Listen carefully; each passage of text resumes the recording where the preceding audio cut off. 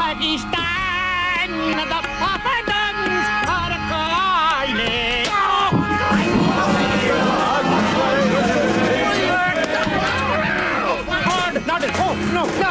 So why That is the guru. He bought a job in the high.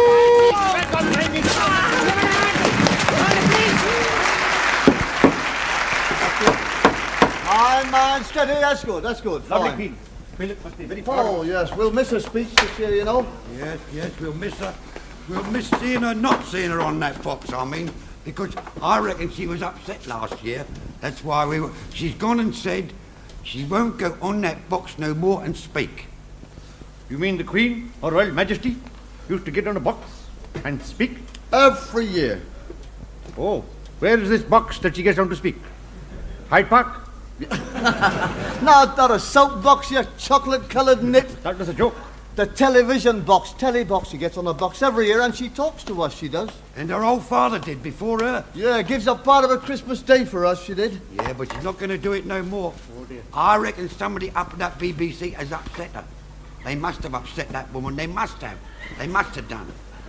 I mean, it's very good money up that BBC, isn't it, eh? And what with her being hard up and that, I mean, she turned it down. They must have upset her bad. They must have. Oh, yes, It they ain't have. fair. Ain't bloody fair. I know, and I know who's behind it too. Who? Yeah, oh, your shifty little Errol Wilson, he's behind that lot. That's why he wears those Macs. Advertising, that's all. We all know who makes it, I'll tell you. Yeah, well, I reckon the Queen ought to wear one then. Cut him out. I mean, she'd sell more of them clothes than what he does. Oh, yes, you're right. That's a very good idea. If the Queen is short of money, Yeah. she should go on the television. Yeah. What washes whiter than white for the royal socks? What gravy does Philip like on his curry after a hard day's swearing with the press? And what is making the floor clean and white when Prince Charlie of Wales comes in with leaky boots? And she could let that house. It's a big house. Many Pakistani pay good rent to stay in that house. Oh, yes. Oh, it's a big house. It's a big house, all right. You're right. I'd like a house like that. I'd like a big house like that. If I ever won the pools, that's the sort of house that I'd like to own, you know. Be a bit rough on the old missus, though. Running it on her own, no, keeping it clean, eh? Listen, your old lady can't keep the house you got now clean. You've only got 3 bloody rooms. Your house is so filthy that even the flies have boycotted it. I reckon they ought to condemn your house. House? They ought to condemn him, never mind his bloody house. Yeah. Hey, Arthur, where do you want this Christmas tree? Don't tell him, don't tell Plug him. it down there, we can put our presents on it. Go on. Right. Christmas, Chris bloody muss. It's a racket, a bloody capitalist racket.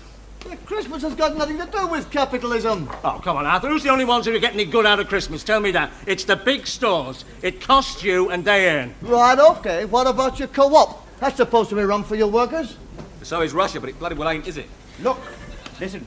Christmas is the time, the birthday of the Son of Heaven. That is why we have Christmas. It's nothing to do with capitalism, socialism, or the co-op.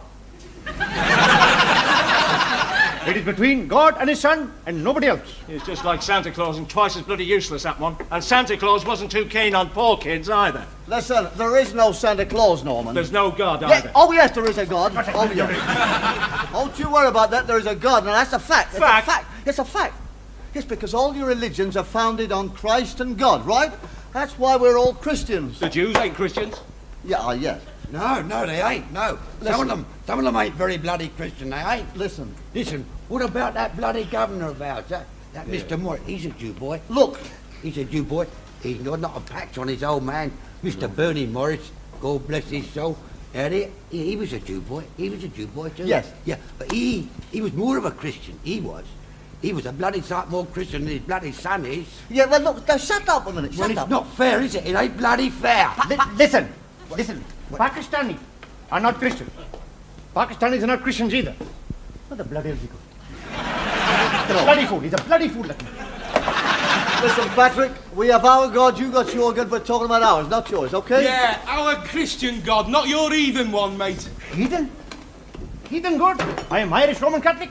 Irish Roman Catholic God is not heathen. Irish Roman Catholic God is friend of the Pope. God save Pope. And if anybody disagree, I give him hit fight right up nostril. Down with orange men. Catholic, you're a better. Yes. All right, I'll forget it. Christmas, sign of peace and goodwill. Yes. Right? Let's hit the hit fired up nostril and a bit more love, okay? Good. No more war. Peace. Peace on you. Peace on everybody. Except Orange Men. Down with Orange Men. Catholic Yellow Peril. You've all been bloody conned, I reckon. Those stupid bleeding micks fighting each other out in Ulster, killing each other. They believe in God. Ah, yes, but they do believe, don't they? Well, I wouldn't bother. It's going to cause that trouble. I bet you there's no atheists fighting out there. You've all been conned. Conned. All these stories, fairy stories of Jesus. Fairy stories. Yes, fairy stories. Now, look, he's supposed to be born on Christmas Day, wasn't he? Right. Him and his owl lady and that Joseph arrived in Bethlehem on Christmas Day and they couldn't get a room in an hotel. They couldn't get a room in an hotel with all the other knobs, no. They had to keep in the stable, at least his owl woman did. Then we heard that 3 princes arrived and give him presents, and they couldn't get him a room in a hotel. Now listen, if his father's the head serang and he can't get him a room in a hotel, it doesn't make bloody sense, does it? And another thing, when he was born, he was not registered as the son of God. He was registered as the son of a carpenter. That Joseph was a carpenter. Now, excuse me, I'm not saying nothing, but his father, I've never heard referred to as a carpenter. I mean, he's supposed to have made the world in 7 days, didn't he? Well, he didn't use any wood, did he? A few trees, and he didn't nail them in. All I can say, mate, if he made the world in 7 days, there couldn't have been any bloody unions around then. You've all been conned. Well conned. That's typical, that, isn't it? That's typical socialism. You're all the same. You're all atheists. Well, More string, more string. Yes. You know, you lot, you're not content to ruin the country. You have to try and ruin his birthday as well. You've ruined Christmas for us, you lot have. what? Yes, you have, what with your freezes and your taxes. You don't not only believe in him, you don't believe in us having a good time. Listen, spoil sports, that's what they are. They've never had any fun. They don't want anybody else to have any fun either. Spoil sports and atheists. If God had any sense, he'd strike down a lot of them, all of them. Yes, yes. Don't believe, but I'll bet you old Shifty Harold, he's had a big dip down into that till, he has. And he's rushed out and bought her a present. Who, Mary? Ah, the Queen. Oh, yes, I must admit he is getting a bit of a bloody brown nose. Oh, yeah.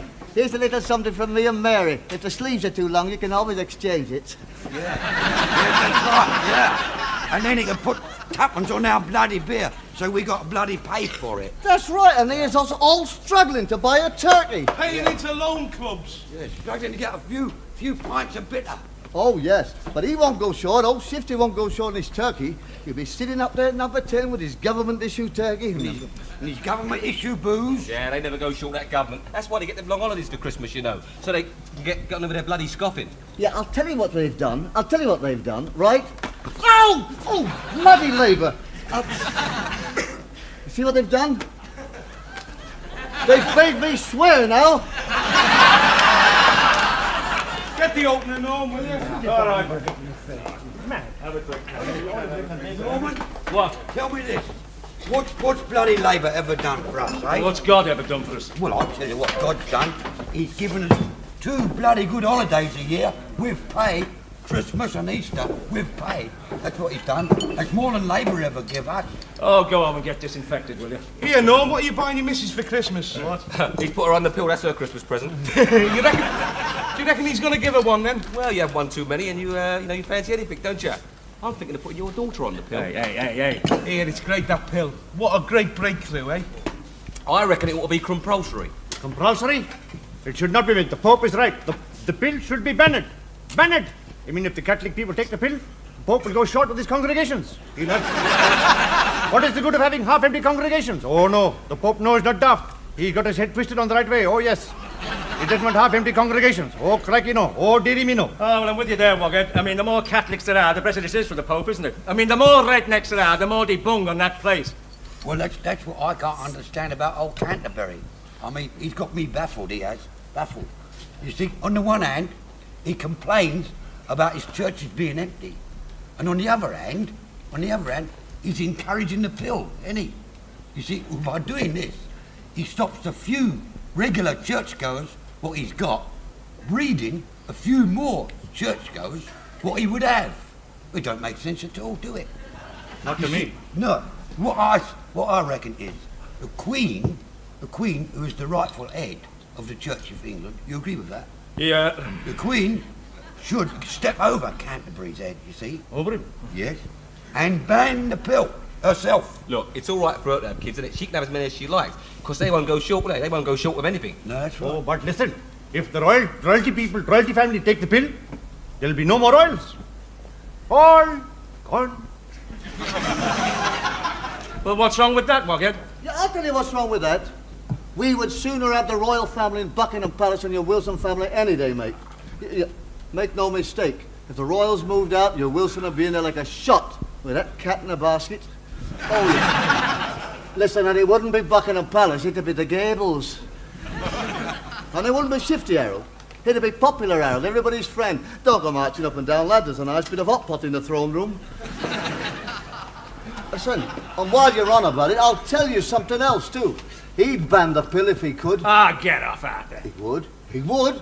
He doesn't like it any more than your Pope does. But he knows as long as his Labour lot breeds, the more votes that he gets.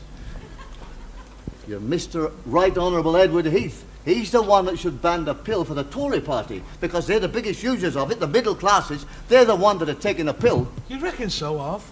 Oh, of course there are. Well, you see, your middle classes can't afford to have as many children as your working classes, can they? How the bleeding hell do you work that out?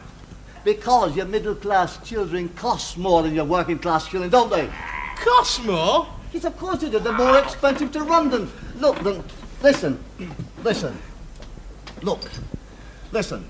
What they do, your middle class children, right? Now, they cost more your working class kids. First of all, there's their school fees. Then there's their clothes. Well, working class kids wear clothes as well. We don't let them run around naked, you know. Yeah, I know that. But a middle class kid, he expects a higher class of clothing than your working class kid, doesn't he? And he expects to live in a better area. And he expects to live in a bigger house. You can't expect a child like that to live in a slum. Look, working class kids shouldn't live in the slum either, Arthur. Yeah, I'm not saying they should. I'm just saying they're more used to it, that's all I'm saying. But your middle class children, they expect a higher quality class of food, don't they? And their parents have to have a car to bring them from school, because that type of child won't walk. But I'll tell you something. Your working class kid, easy. You give him a slice of bread and jam in the morning, you chuck him out the house, you don't let him in till tea time. Smelly's in the carsy. We know that. So what do, Arthur? You ban the pill for the Tories, and feed it to the Labour, so the Tories can bloody well outbreed us. Yes. Look, I think that no human being should take the pill. No human being should take the pill. The pill is evil. Very evil. Evil? Shut up, Paddy. There's too many people in the world that it is. Do you know there's one born every day? Oh, yes. There's too many bloody wogs in the world, I'll tell you that. They're the ones they should bung it to. As soon as they come through immigration, stuff it right in the gob. I give it to all for us. If we're going to multiply, let us multiply the British. There's too many bloody other people in the world, and let us be the British who wants to multiply. You stupid bloody white sausage, you. That's what you are. I am Commonwealth Pakistani citizen on my mother's side, and I am Irish citizen on the Commonwealth Irish side. So stick that up, you bloody jacksie. You nit. You let Liverpool get you. You haven't got enough sense to put down a brain drain. Now listen here, Wog, I've had enough for you the last couple of weeks. Cool it. Ow! Who stuck Ollie on a bloody seat?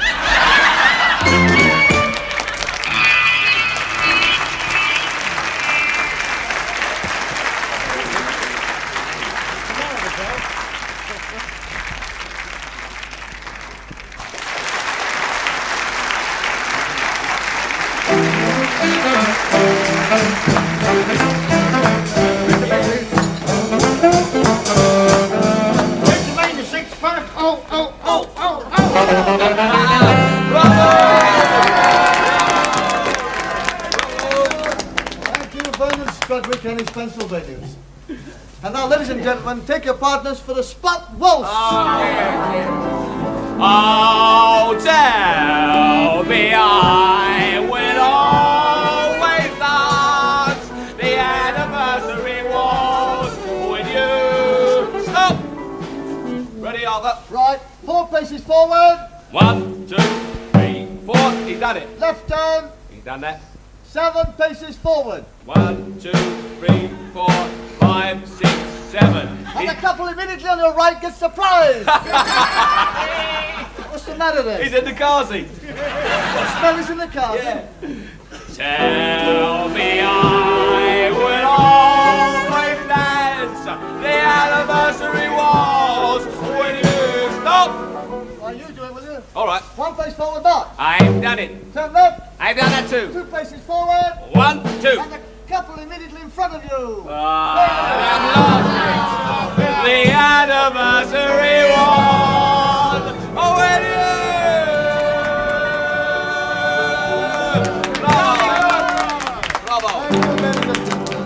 hush now, bit of hush now. Now, ladies and gentlemen, if I might strike a more serious note, Mr. Morris, the man who owns Lillycrap, his Christmas message. If I may just be allowed a moment to read it, it goes, Dear Blenkinsop, my good lady wife and me wish all the employees of Lillycrap Limited a Merry Xmas and a happy and prosperous New Year. Prosperous? Bloody prosperous? What's he on about, bloody prosperous? Yes, well, Bloody prosperous for himself, that's what he bloody means. Bloody Jew boy. Listen, what's he giving us for Christmas, eh? He ain't bung nothing extra in my bleeding pay packet, he ain't. yeah, well, he can't, can he? Because there's a wage freeze on, isn't there? All right, it's a wage freeze, but it don't stop him bunging something extra in my pay packet, do it, eh? I mean, it's bloody Christmas, isn't it, eh? It's bloody Christmas. I know it's a wage freeze, I know that. But he can still do a little bit extra. There's extras at Christmas needed. There's extras. My bleeding missus expects a bit extra, don't she? And a bleeding present. Here, what have you bought your missus for Christmas, Smelly? Nothing. That's what she bloody well deserves. Nothing. Look, have you done? Hey, have you finished? That's the bloody point. Have you isn't it? finished? No, I was Well, explaining shut the up norm- then, shut up. Mr. Morris's Christmas message. All right then. Good heavens, it's only once a year. He goes on to say, me and my good lady, that's Mr. Morris, we wish you were with me on this auspicious occasion, but unfortunately for us, business pressures have intertwined. With you in spirit. Spirit, you sent bloody beer in only one bleeding crate. Yes, well, signed A.B. Morris, the Palm Beach Club, Egypt. Egypt? He's a bloody Jew, he'll get murdered. He get his head shot off and it serves him right, mate. Fine, take a roll, thank you. It's a great pleasure to announce cabaret time from Lillycrap, and we're going to feature Old Smelly Wolstenholme, not yet. Old Smelly Wolstenholme, the Fly Song, and the Lillycrap Male's Voice Choir. Take it away, boys. Into this. In fact, thank you. Right, Kenny. Ladies and gentlemen, as if you didn't know, this is a little ditty that I learnt at my mother's knees up. Right.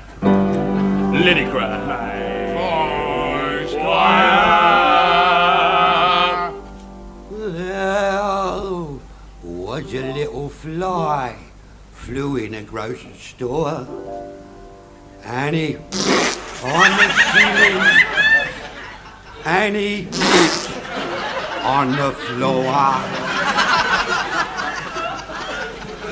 He on the bacon, and he on the ham, and he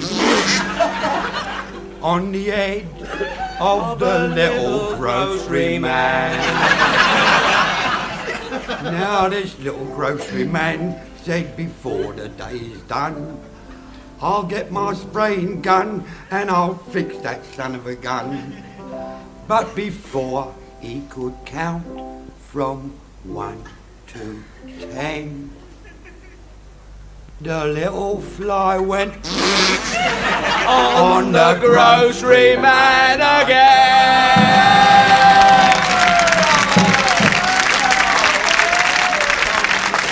Is it me now, Arthur? That's all right, get it over with. Right. Right, now young Dick's going to sing now, ladies and gentlemen. Song from young Dick. Now, ladies and gentlemen, I'd like to sing a little song that was recorded way Get back. on with it, for God's sake. All right. Oh, the bee-bop-a-loo, she's my baby. The bop-a-loo, that's got me, baby. The bop-a-loo, she's my baby. The bop-a-loo, got me, baby. The bop-a-loo, I'm going to all that. Bit of action there, drummer. are the only boy. Nothing else would matter in the world today. I would go on loving in the same sweet way. If you were the only Yvonne. No, don't matter.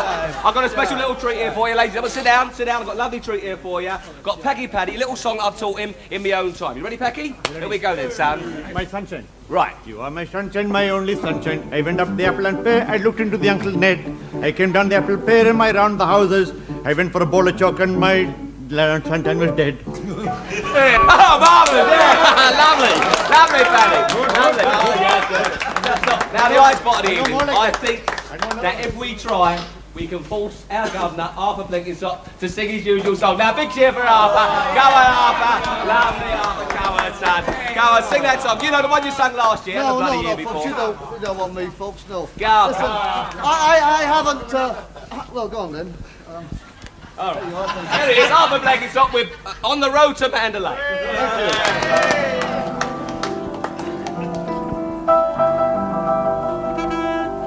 On the road to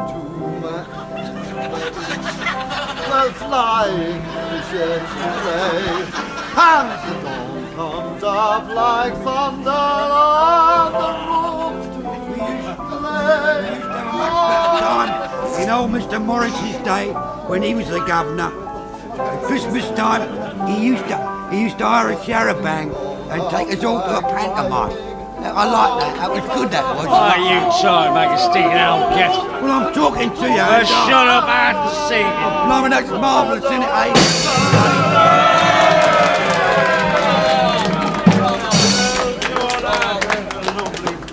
I think you're taking the Mickey Mouse out of that song, not fair to the Burmese people, because they do not have fishes that sing on the road in Mandalay. What are you bloody talking about, Wogger? That's the British song about the British bloody Raj. That's only a song. British Raj all finished in Mandalay. One out, all out, mate, all gone. Oh, that's nice. That's lovely. That's the way to be appreciated. Good, And good. I was just beginning to like you, you know, son. In fact, I've got a present for you. Ah, now The that's only nice, you see. one. Christmas, I've that got is. a present for you. They are lovely. Merry Christmas. Thank you very much. Let's have a look at it. Blanco? That's not nice. That's out of order, that is. That's No, definitely this out will be of very order. good. I will claim my boots when I play squash.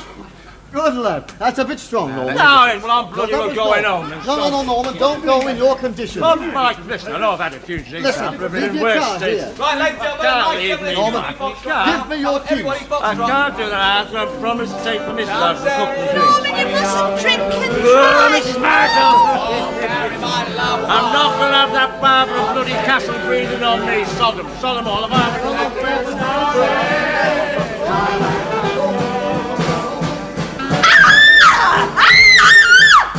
Bloody swine, I'll report him. What's the matter? Matter?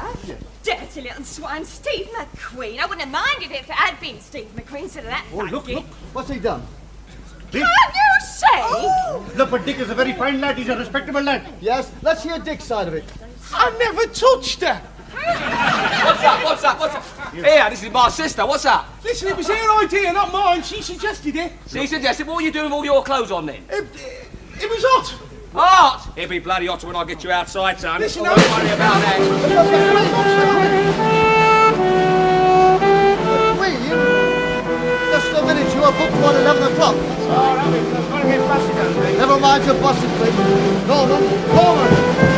McQueen! Oh, no. What happened?